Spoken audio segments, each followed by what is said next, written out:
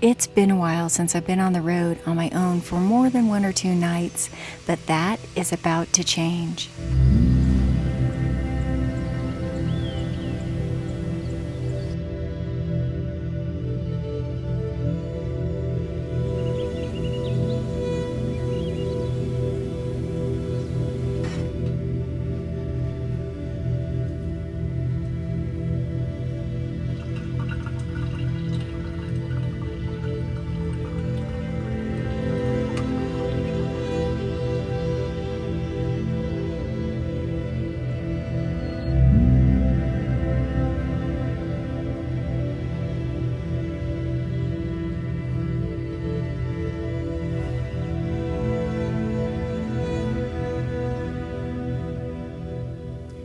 Well, good morning from Montana.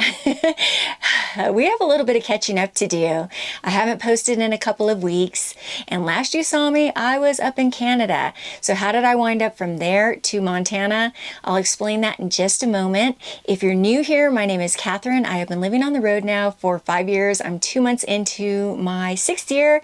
I first started out in an old Lance truck camper. I lived in that for the first 3 years. In 2022, I moved into a 21-foot travel trailer where I currently reside. I travel primarily the Western United States, traveling, backpacking, and sharing my road life, but do venture into Canada occasionally, which I just returned from. I've been traveling alone for the majority of those 5 years. However, for the last 6 months, my friend Joey's been traveling with me, and we've been having an absolute blast. It's not a permanent situation, but I'm enjoying it while it lasts. So let's get back to getting caught up. When I last saw you, I was in the Snaring River Campground in Jasper National Park. I can tell you now that it was a Snaring River Campground because I have left. I usually don't like to divulge my location while I'm still there.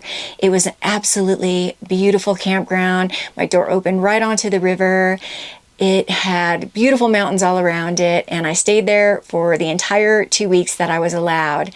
If you were paying attention, I mentioned that I would be going on a backpacking trip for my birthday, which was on June 30th in the backcountry of Jasper. That changed when some weather moved in. We opted not to do the backpacking trip because of the weather. We thought we didn't want to be out there getting rained on in storms with mosquitoes all around. It just didn't sound too pleasurable. So I just went to breakfast in Jasper, had a pretty decadent breakfast for my birthday, and then we moved over to BC to a campground called Lucerne, which was beautiful on a little lake for a few days. At that time, we decided that we would head back to the United States for various reasons. There were some trips that we both wanted to do here. And I decided for my birthday gift to myself that I was not going to film or edit for that week. I just wanted to be in the moment, enjoy my last few days in Canada, and we would be driving for about 4 days to get back here to this spot in the US. It's really hard to be present and in the moment when you're filming and editing, so it was just really nice to take that week off. I like to keep my driving days under 6 hours, so that's why it took about 4 days to get here. I looked for about the coolest place that I could find as temperatures are rising all across the US and Canada. And that's how I wound up at this place in Montana up in the mountains. And it was kind of close to some areas where we want to do some adventuring. Joey is currently out on his own adventure, so I'm on my own. And today the plan is to drive one of the most scenic roads in the entire US, the Beartooth Highway. I have never driven it. I cannot believe I've never driven it. So the plan is to go all the way over to Red Lodge and back. We're going to see some beautiful waterfalls, some gorgeous lakes. Unfortunately, there's a little bit of haze and smoke in the air from fires, not here, but in surrounding areas, states, that is blowing into the area. So the visibility is a little bit hazy, but it is still going to be beautiful. I'm going to get a lunch made and packed up, and we are going to hit the road. I actually got searched at the US-Canada border because I mentioned that I had some fresh veggies on board the trailer, and I thought I was allowed. I looked at a list before heading back, And unfortunately, I was not allowed to have tomatoes. So I got pulled over. An agriculture inspector had to come onto my trailer, not in my presence. I had to wait outside while she searched. She came out with some tomatoes and some eggs. It's the first time I'd ever been searched coming over the border. So pays to pay attention to what you are and are not allowed to bring back over.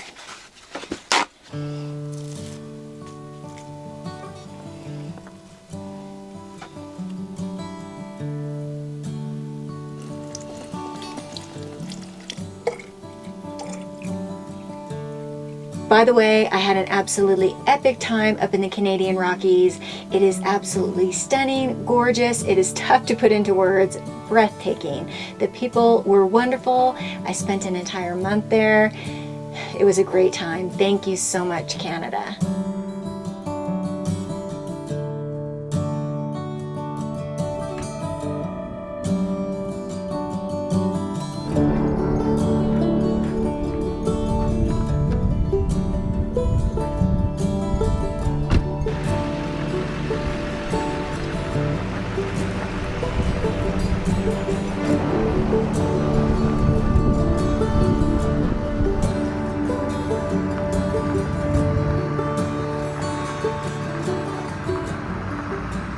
I'm currently at a campground just outside of Cook City. We were warned upon arrival at this campground that there have been 2 grizzly sightings recently, and right here in camp. So definitely keeping our heads on a swivel and making sure to maintain all the bear safety precautions while being here. You are not allowed to camp in a tent here or sleep on the ground or be in a pop-up type camper. It has to be a hard-sided camper. There have been incidents at campgrounds, this one and another one down the road in the past where unfortunately they did not end well. So yeah, you have to be very alert and cautious while camping out here.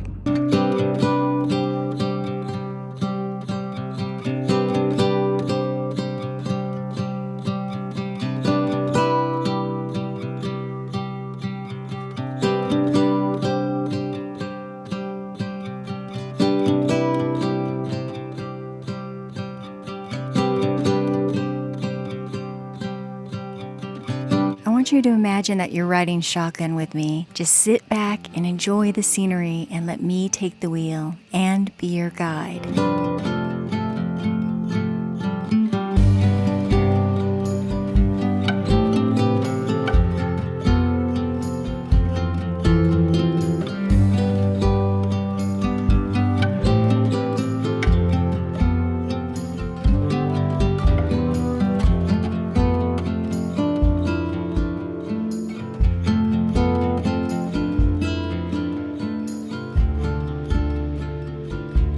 Open range up here, so cattle could be crossing the road at any time.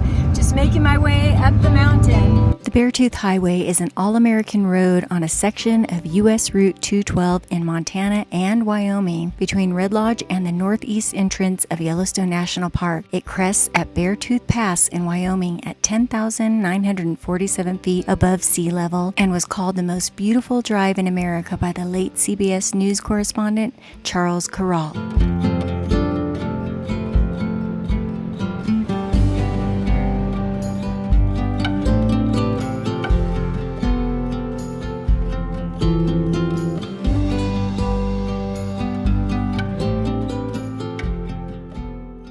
That is Beartooth Falls, visible from the side of the road. You know what I've noticed? AG1 blends in with the colors of nature around me, and it actually has something in common with nature. Nature and AG1 are both good for me. Nature is good for my soul, and AG1 is good for my body. I'll tell you what, it took me 4 days to drive from Canada here to Montana, and on those 4 days, I did not have the healthiest diet. I ate whatever was quick and easy, pizza, hamburgers, that sort of thing. I'm so thankful I had my AG1 because it fills those nutritional gaps when I'm not eating so well. Even with the best diet, some nutrients can be hard to get. That's why AG1 delivers optimal amounts of nutrients in forms that help your body thrive. AG1 promotes gut health, supports immunity, and boosts energy, and it's also validated by research. 97% of participants in a research study felt more energy after 30 days. My life can be super chaotic with all the traveling that I do, and I cannot be bothered with millions of supplements. That's why one scoop of AG1 daily is an easy, healthy habit that I can stick with, and I have now for going on 3 years. AG1 includes 75 high-quality vitamins, minerals, and whole food sourced nutrients to support optimal health of the brain, body, and gut. Build a healthy daily habit that takes less than 1 minute per day. I highly recommend you try AG1 for yourself. If you'd like to do so, go ahead and click that link below or scan the QR code here, and they will give you a year's supply of vitamin D3K2 plus 5 travel packs for free with your first subscription. Thank you once again to AG1 for sponsoring this video. Now back to the show. A quick shout out to Jeff and Corinne from Livingston, Montana, who happened to see me taking some shots on the side of the road. They're longtime viewers and they stopped to say hello. Very nice meeting you both.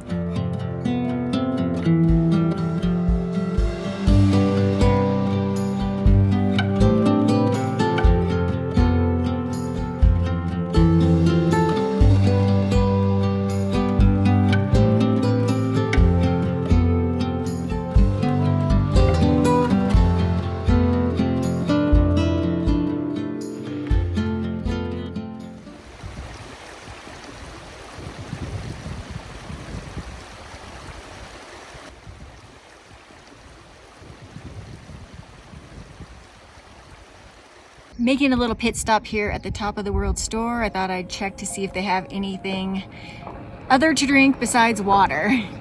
Top of the World store sits at 9,400 feet along the 69-mile scenic Beartooth Highway. They sell beverages, souvenirs, hats, shirts, books, and more.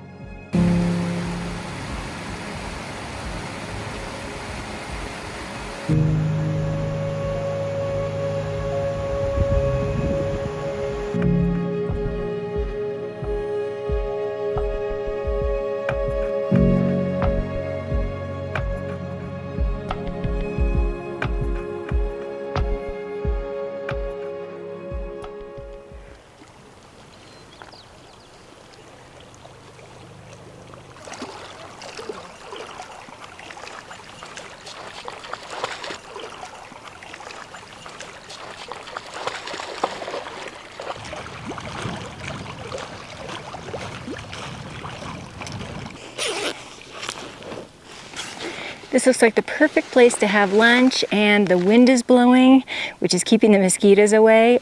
They're pretty bad right now, so amazing views, no mosquitoes. Sounds perfect.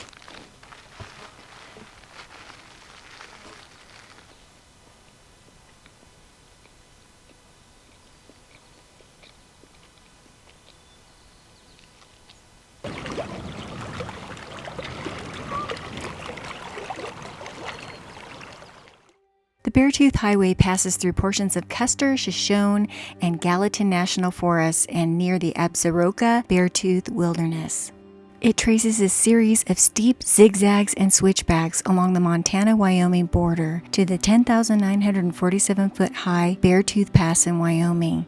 The approximate elevation rises from 5,200 feet to 10,947 feet in 12 miles in the most daring landscapes. Now I'm going to be quiet because we are about to travel through what I think is the most beautiful section of the highway. I would like you, my passenger, to sit back and enjoy.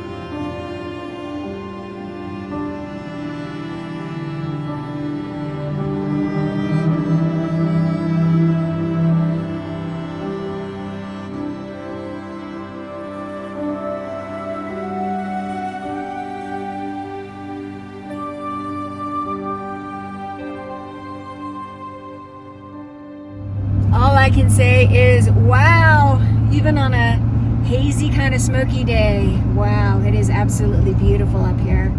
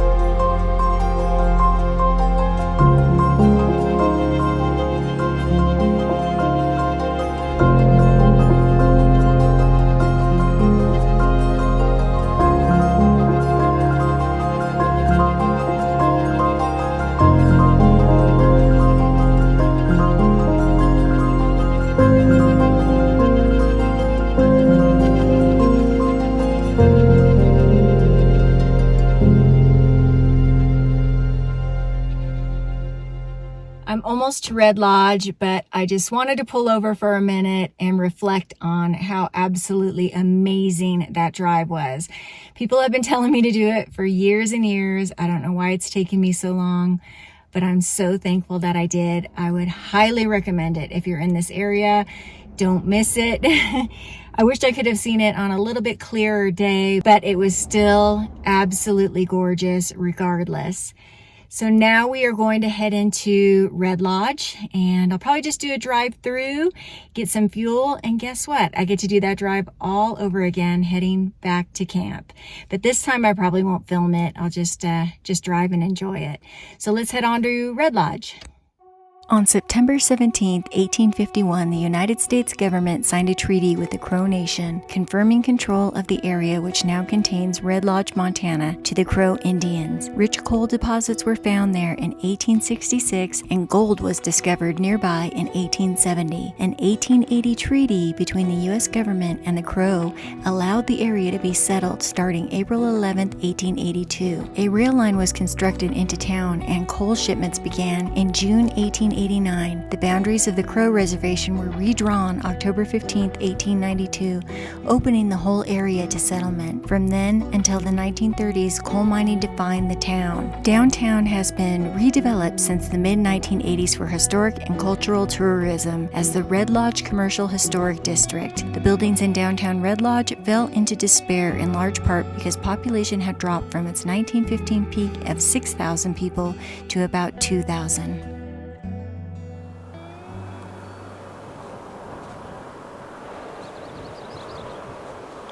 Back here at camp, just chilling. I've been chilling for a little while.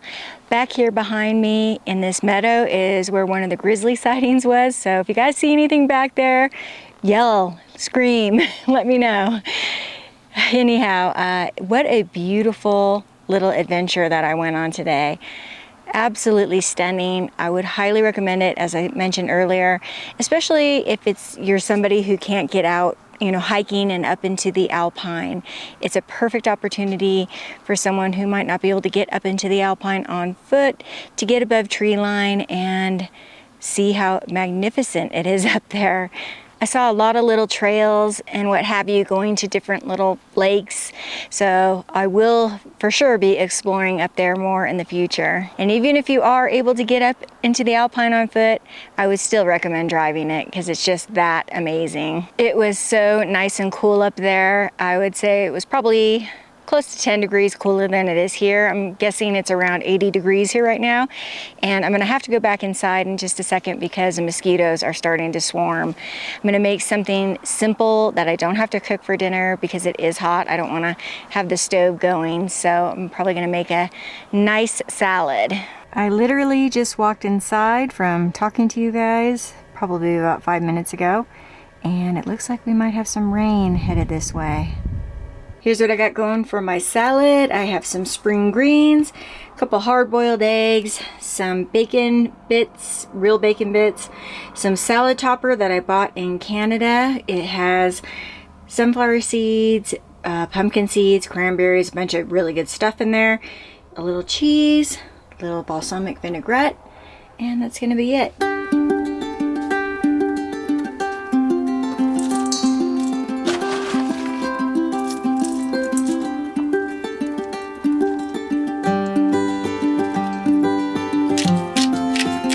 Fresh cracked pepper as well.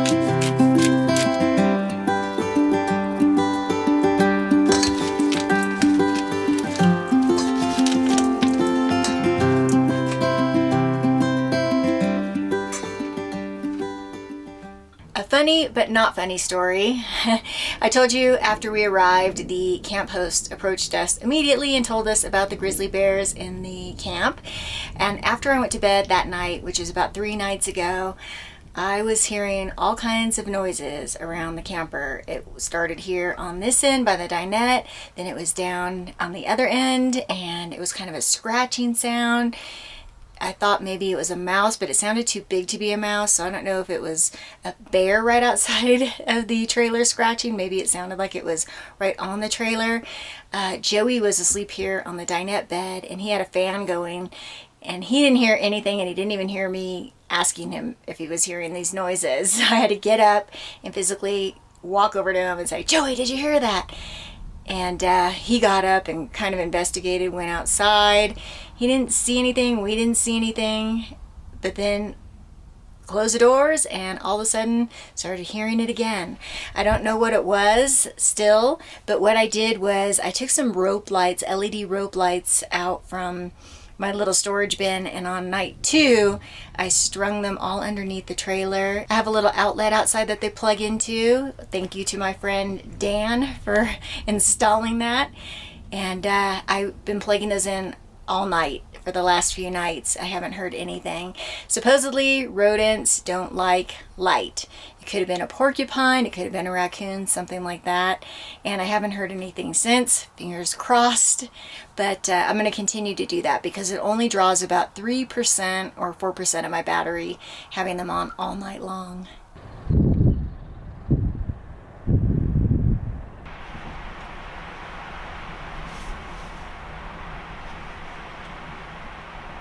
Woo, now it's starting to rain.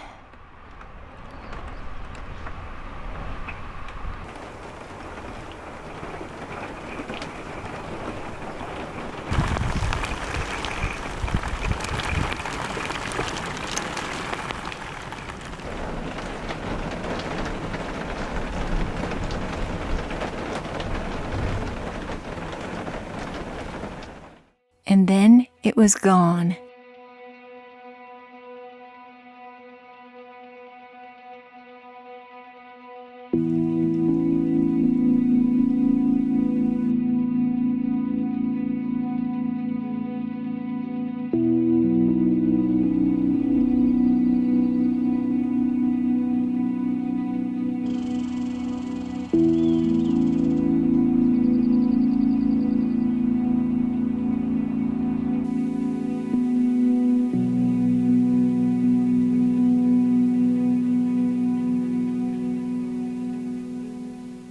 It's nice and cool here this morning. This is a beautiful time of day.